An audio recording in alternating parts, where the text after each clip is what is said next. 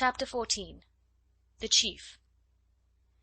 He had not actually fainted, but the exertion of that long run had rendered him partially unconscious. He knew now that he was safe, that he was sitting in Blakeney's room, and that something hot and vivifying was being poured down his throat.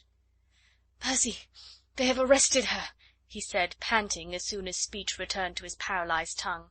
"All right. Don't talk now. Wait till you are better." With infinite care and gentleness Blakeney arranged some cushions around Armand's head, turned the sofa towards the fire, and anon brought his friend a cup of hot coffee, which the latter drank with avidity. He was really too exhausted to speak. He had contrived to tell Blakeney, and now Blakeney knew, so everything would be all right.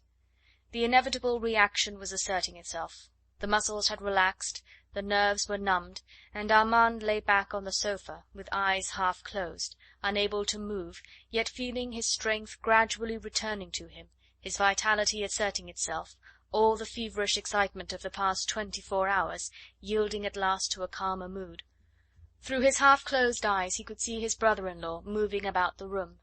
Blakeney was fully dressed. In a sleepy kind of way Armand wondered if he had been to bed at all. Certainly his clothes sat on him with their usual well-tailored perfection, and there was no suggestion in his brisk step and alert movements that he had passed a sleepless night. Now he was standing by the open window. Armand, from where he lay, could see his broad shoulders sharply outlined against the grey background of the hazy winter dawn. A wan light was just creeping up from the east over the city, the noises of the streets below came distinctly to Armand's ear. He roused himself with one vigorous effort from his lethargy, feeling quite ashamed of himself and of this breakdown of his nervous system. He looked with frank admiration on Sir Percy, who stood immovable and silent by the window, a perfect tower of strength, serene and impassive, yet kindly in distress. "Percy," said the young man, "I ran all the way from the top of the Rue Saint Honore. I was only breathless. I am quite all right. May I tell you all about it?" Without a word Blakeney closed the window and came across to the sofa. He sat down beside Armand, and to all outward appearances he was nothing now but a kind and sympathetic listener to a friend's tale of woe. Not a line in his face or a look in his eyes betrayed the thoughts of the leader who had been thwarted at the outset of a dangerous enterprise, or of the man accustomed to command who had been so flagrantly disobeyed.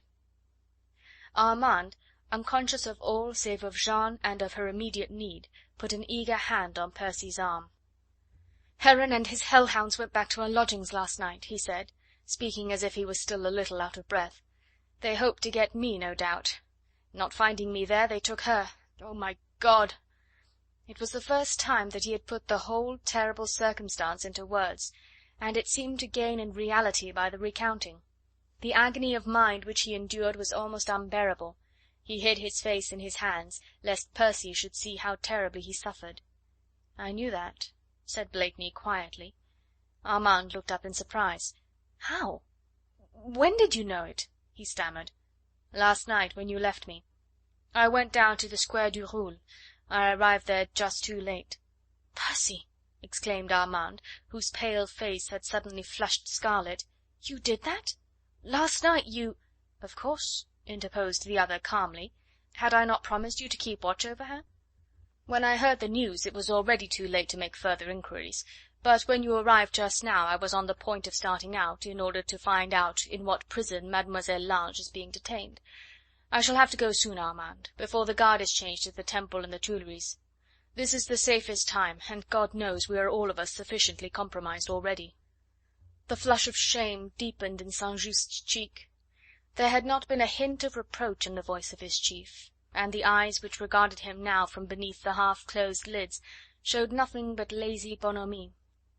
In a moment now Armand realized all the harm which his recklessness had done, was still doing to the work of the League. Every one of his actions since his arrival in Paris 2 days ago had jeopardized a plan or endangered a life. His friendship with de Batz, his connection with Mademoiselle Lange, his visit to her yesterday afternoon, the repetition of it this morning, culminating in that wild run through the streets of Paris, when at any moment a spy lurking round a corner might either have barred his way, or worse still, have followed him to Blakeney's door.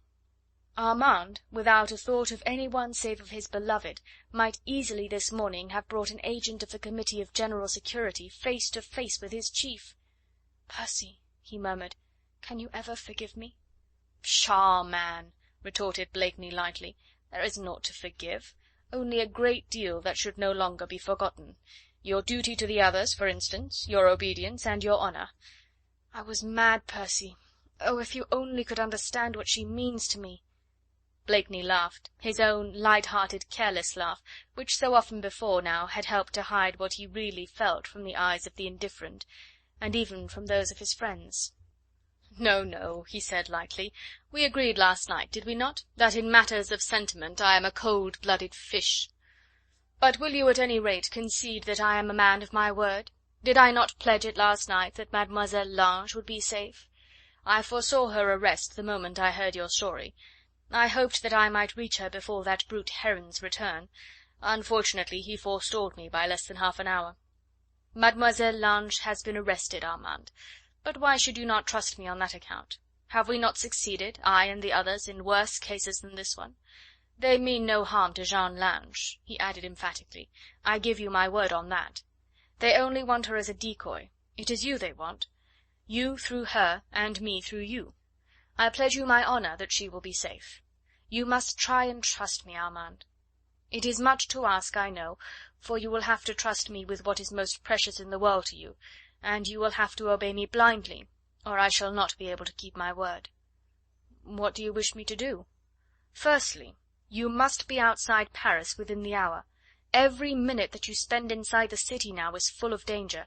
Oh no, not for you," added Blakeney, checking with a good-humoured gesture Armand's words of protestation. "Danger for the others, and for our scheme to-morrow." "How can I go to Saint Germain, Percy, knowing that she—" "Is under my charge?" interposed the other calmly. "That should not be so very difficult. Come," he added, placing a kindly hand on the other's shoulder, "you shall not find me such an inhuman monster after all. But I must think of the others, you see, and of the child whom I have sworn to save. But I won't send you as far as Saint Germain. Go down to the room below and find a good bundle of rough clothes that will serve you as a disguise, for I imagine that you have lost those which you had on the landing or the stairs of the house in the Square du Roule. In a tin box with the clothes downstairs you will find the packet of miscellaneous certificates of safety. Take an appropriate one, and then start out immediately for Villette. You understand?" "Yes, yes," said Armand eagerly. "You want me to join Ffoulkes and Tony?" "Yes. You'll find them probably unloading coal by the canal. Try and get private speech with them as early as may be, and tell Tony to set out at once for Saint Germain, and to join Hastings there, instead of you, whilst you take his place with Ffoulkes."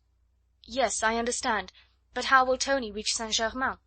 "La, my good fellow," said Blakeney gaily, "you may safely trust Tony to go where I send him. Do you but do as I tell you, and leave him to look after himself. And now," he added, speaking more earnestly, "the sooner you get out of Paris the better it will be for us all. As you see, I am only sending you to La Villette because it is not so far, but that I can keep in personal touch with you. Remain close to the gates for an hour after nightfall.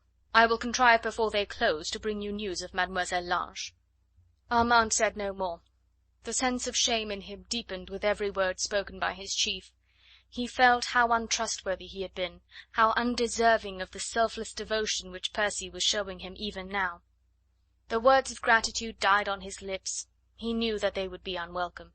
These Englishmen were so devoid of sentiment, he thought, and his brother-in-law, with all his unselfish and heroic deeds, was, he felt, absolutely callous in matters of the heart. But Armand was a noble-minded man, and with the true sporting instinct in him, despite the fact that he was a creature of nerves, highly strung and imaginative. He could give ungrudging admiration to his chief, even whilst giving himself up entirely to the sentiment for Jeanne. He tried to imbue himself with the same spirit that actuated my Lord Tony and the others of the League. How gladly would he have chaffed and made senseless schoolboy jokes like those which, in face of their hazardous enterprise and the dangers which they all ran, had horrified him so much last night. But somehow he knew that jokes from him would not ring true. How could he smile when his heart was brimming over with his love for Jeanne, and with solicitude on her account? He felt that Percy was regarding him with a kind of indulgent amusement. There was a look of suppressed merriment in the depths of those lazy blue eyes. So he braced up his nerves, trying his best to look cool and unconcerned, but he could not altogether hide from his friend the burning anxiety which was threatening to break his heart. "I have given you my word, Armand," said Blakeney in answer to the unspoken prayer. "Can you try and trust me as the others do?" Then, with sudden transition, he pointed to the map behind him. "Remember the gate of Villette, and the corner by the towpath. Join Ffoulkes as soon as may be, and send Tony on his way, and wait for news of Mademoiselle Lange some time to night." "God bless you, Percy," said Armand involuntarily. "Good bye." "Good bye, my dear fellow. Slip on your disguise as quickly as you can, and be out of the house in a quarter of an hour." He accompanied Armand through the ante room, and finally closed the door on him. Then he went back to his room and walked up to the window, which he threw open to the humid morning air. Now that he was alone, the look of trouble on his face deepened to a dark, anxious frown, and as he looked out across the river a sigh of bitter impatience and disappointment escaped his lips. Chapter 14